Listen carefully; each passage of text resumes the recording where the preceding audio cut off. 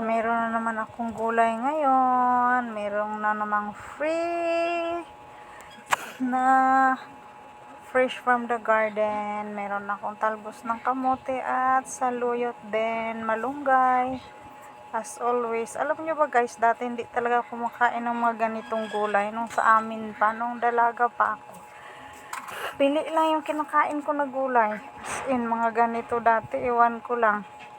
Kung si Mission, si Mother dati sa akin ito pag ganito ulam. Mas piliin ko lang yung tuyo dati, tsaka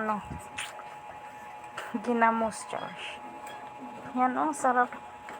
Ngayon pala, ang sarap naman pala ng gulay. Sarap nga ng sabaw Kaya kahit ito na lang araw-arawin ko, masarap. Healthy pa pala siya. Kaya pala dati sobrang, alam mo yung parang kang pat-pat lang kasi hindi ka kumakain ng gulay. Kaya ngayon, magugulay is life na tayo always. Pamawi sa ilang taon na nagiging ignorante sa gulay ng mga ganito.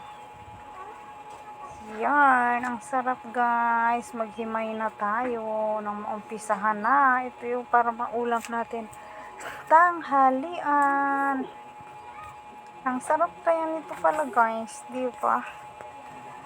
May halo pa pala tong kaunting sitaw, tsaka balinghoy.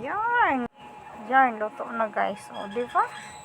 Sarap. Meron ako ditong tuyo at pipino. O, ayan na, luto na siya guys.